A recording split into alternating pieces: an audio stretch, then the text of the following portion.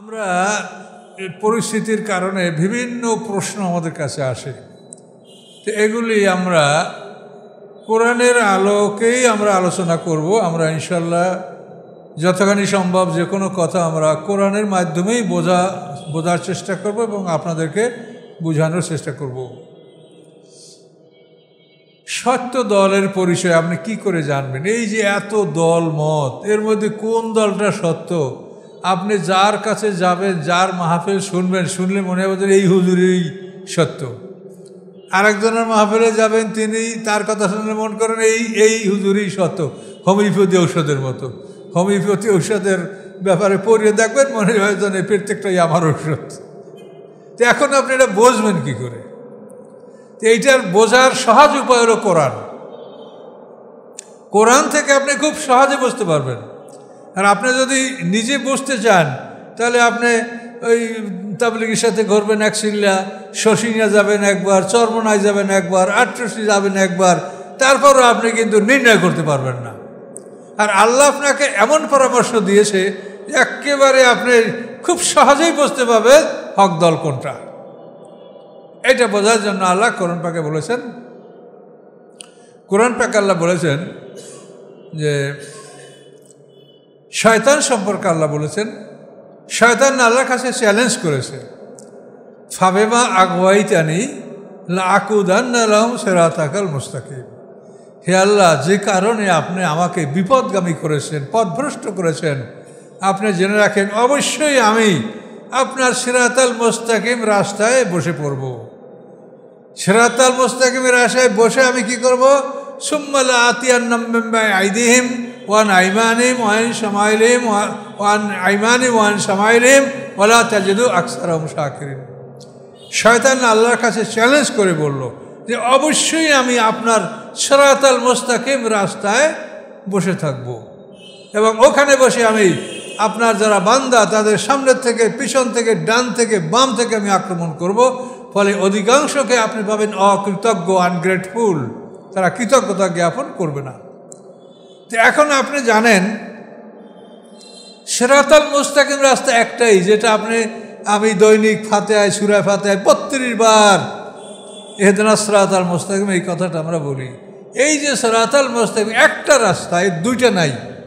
কোরআন পাকে সূরা আনামের মধ্যে আল্লাহ 153 নম্বর আয়াতে বলেন, ওয়ান্না হাযা সিরাতি মুস্তাকিমান ফাত্তাবিউহু, আমার সিরাতাল মুস্তাকিম এই একটা রাস্তা, এই রাস্তায় তোমরা প্রবেশ করো। ওয়ালা তাত্তাবিউস সুবুলা, তোমরা বিভিন্ন রাস্তায় প্রবেশ করিও না। যদি করো ফাতাফাররাকা বিকুম আন সাবিলি, তাহলে আল্লাহর রাস্তা থেকে তোমরা বিচ্ছিন্ন হয়ে পড়বে। তাহলে সিরাতাল মুস্তাকিমের রাস্তা কয়টা? একটা। পৃথিবীতে সিরাতাল মুস্তাকিমের রাস্তা একটাই। এবং শয়তান চ্যালেঞ্জ করছে যে আপনার সিরাতাল মুস্তাকিম রাস্তাটা আমি আটকাই দেব, ওইখানে বসে আমি আপনার বান্দাদের সামনে, পিছনে, ডান বাম থেকে আমি আক্রমণ করব। সামনের থেকে আক্রমণ করার কথার অর্থ হল যে আমি তার জীবনের সামনে যে বিশাল একটা জীবন আছে, এটাকে আমি অবিশ্বাস করায় দেব। পরকাল আছে, সেখানে জান্নাত, জাহান্নাম, নেয়ামত, শাস্তি, এটা হলো সামনে থেকে আক্রমণ। শয়তান এইটা ভুলাই দেবে, বল না ওগুলো কিচ্ছু নাই, হ্যাঁ মারার পরে আমাকে খেতে ফরাই রেখো, বড় বড় মূলা হবে। কত বড় গৌরবের কথা। আর মারা গেলে তার সন্তানরা আলেমদের কাছে যে কান্নাকাটি, হুজুর একটু জানাজা আমার কেউ পড়তে চায় না, আমার বাবার একটু জানাজা পড়েন। তো এই যে সামনের দিক হলো যে আমাদের জীবনের সামনেই আমাদের জীবনের বড় অংশ। এটা যেহেতু পরীক্ষার হল, পরীক্ষা দিয়ে পাশ করলে আমরা ওখানে যেয়ে নিয়ামত পাবো, আর ফেল করলে শাস্তি ভোগ করবো। এই সামনের দিকটা শয়তান ভুলিয়ে দিচ্ছে, এটার সামনের দিক থেকে আক্রমণ। পিছনের দিকে আক্রমণ হলো এই দুনিয়াটাই তার সব কিছু। এইটা শয়তান মানুষকে বোঝায় যে এই দুনিয়া তোমার দালান কোঠা, বাড়িঘর, এই তোমার মাছের ফার্ম তো, গরুর ফার্ম তো, অমুক সব, এগুলোই তোমাকে করতে হবে। দুনিয়ার দিকে তাকে আকৃষ্ট করায় দেয়, দুনিয়ার সব কিছু সাজিয়ে গুছিয়ে তার সামনে উপস্থাপন করে। এটা হলো পিছন থেকে আক্রমণ। ডান দিক থেকে আক্রমণ হলো আল্লাহর আইন কানুনের ত্রুটি খুঁজে বের করে। কোনো নাস্তিক বলে যে আল্লাহর অঙ্কের জ্ঞান নাই, নাউজুবিল্লাহ। সে মেয়েদেরকে অর্ধেক দিছে, পুরুষকে দ্বিগুণ দিছে। এটা আল্লাহ জুলুম করেছে, নাউজুবিল্লাহ। আল্লাহ জুলুম করেছে, তুমি বেশি বোঝো? যিনি সৃষ্টি করেছেন তার সে তুমি বেশি বোঝো? নারী আর পুরুষ, নারীর উপরে কী দায়িত্ব আছে? সে অর্ধেক সম্পত্তি পাবে, ভাই পাবে দ্বিগুণ, সে পাবে এক গুণ। কিন্তু এই নারীর জন্য তো কোনো দায়িত্ব নাই।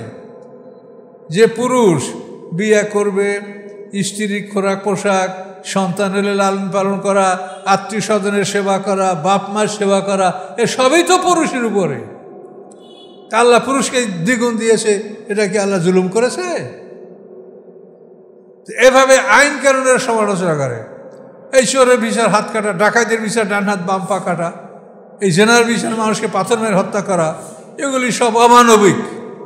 কথা বলতে পারছেন? এগুলি অমানবিক। ওনারা মানবিকতা ভালো বোঝে। আর আল্লাহ সৃষ্টি করছেন, আল্লাহ বলছেন যে আমার আইন যদি তোমরা সমাজে প্রতিষ্ঠিত রাখো তো সমাজে চুরি ডাকাতি হবে না। আর যদি আমার আইন প্রতিষ্ঠিত না রাখো তোমরা অমানবিক বলো, দেখবা কি অবস্থাটা হয় সমাজে। আপনারা দেখতে পাচ্ছেন এই ডাকাতরা যখন জামিন পেয়ে আসে তখন আবার ডাকাতি শুরু করে। জনগণ যদি ধরতে পারে তাহলে তাদেরকে মাইরিয়া কাইটিয়া চৌকুটাইয়া বিকলঙ্গ করিয়া খুব সাংঘাতিক হেনস্থ করে তাদেরকে নষ্ট করে। তোমরা ঠেকাতে পারো? আর আল্লাহর আইন যদি সমাজে থাকে তো ডাকাতি কেউ করবে না।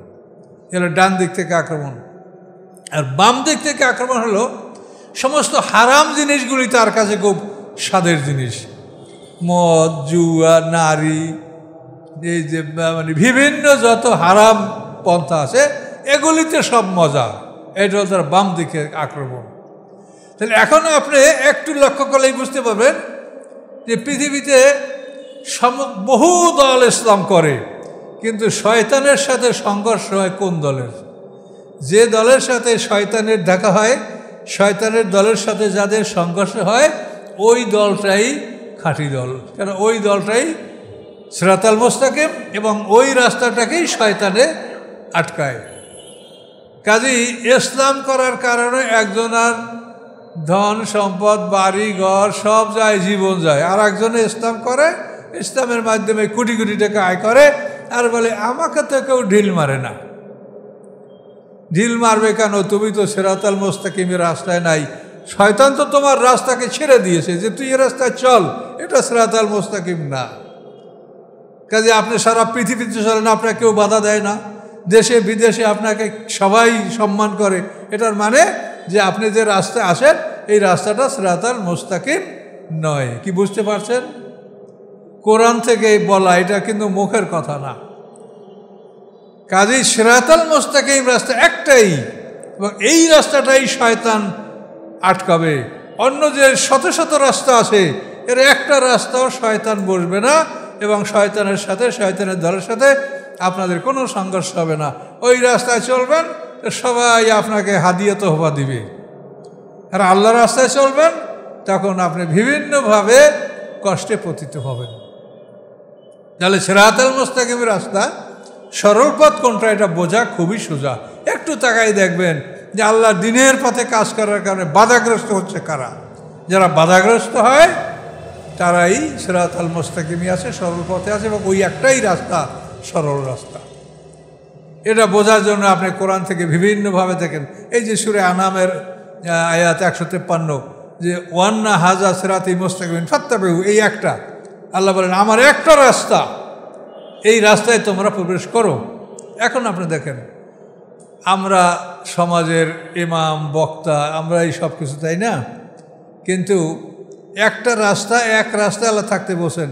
কিন্তু আমরা যদি বিভিন্ন রাস্তায় থাকি, আমরা বিগত সরকারের আমলে আমরা ওলামা লীগ, এখন আবার আসে তখন আমরা জাতীয় ওলামা পার্টি হব, আবার আর এক দল আসে তখন সেই দলের হব।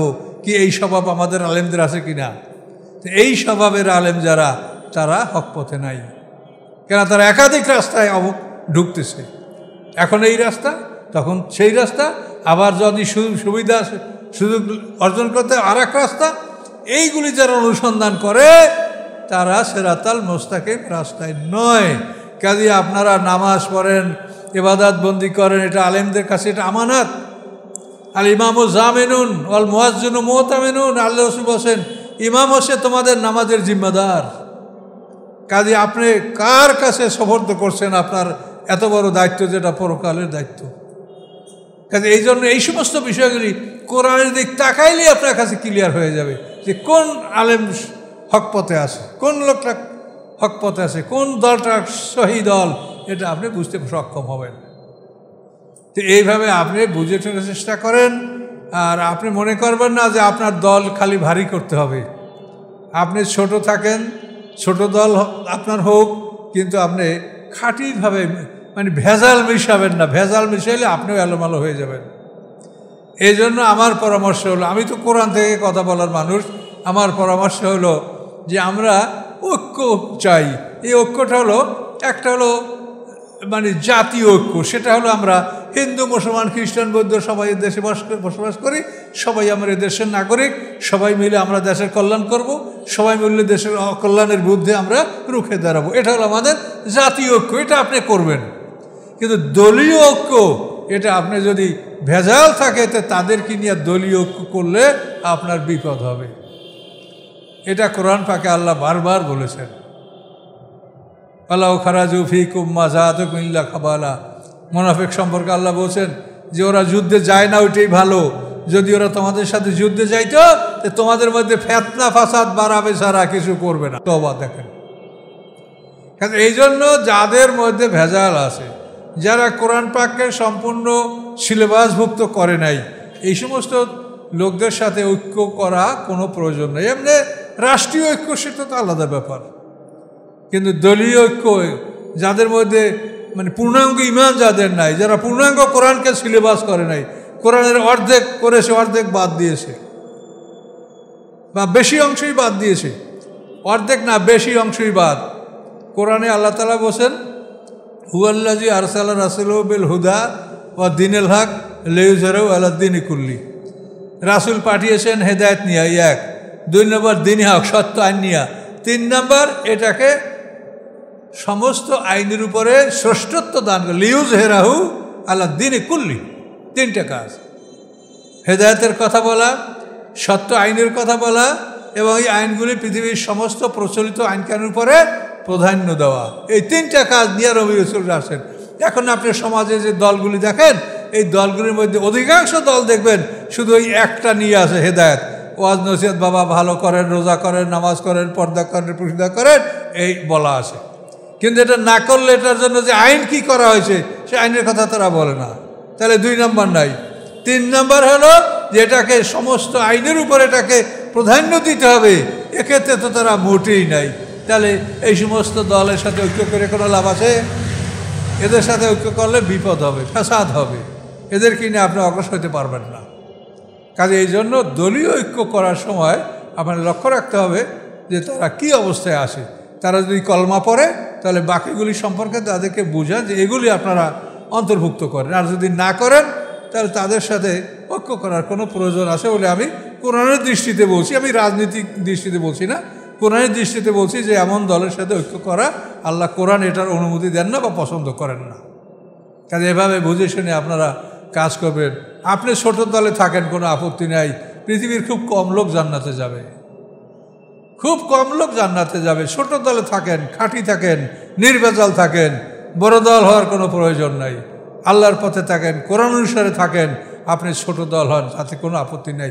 পৃথিবীতে এমন নবী রাসূল আসবে তাদের একজন উম্মত নাই, কিন্তু এই জন্য সেই নবী রাসূল অপমানিত হবেন না, তাদেরকে আল্লাহ অপমান করবেন না, তাদেরকে আল্লাহ যথাযথ সম্মান করবেন, যেহেতু তারা চেষ্টা করেছে, হয় নাই। কাজে আপনি চেষ্টা করেন, ভেজালের সাথে নিজেকে মিশাবেন না, আর ভেজাল নিজের সাথে মিশতে দিবেন না। কাজে এই কোরআন থেকে আপনাদেরকে কথাগুলো বলে আজকে এখানে আলোচনা সমাপ্ত করলাম। আসসালামু আলাইকুম ওয়া রাহমাতুল্লাহ।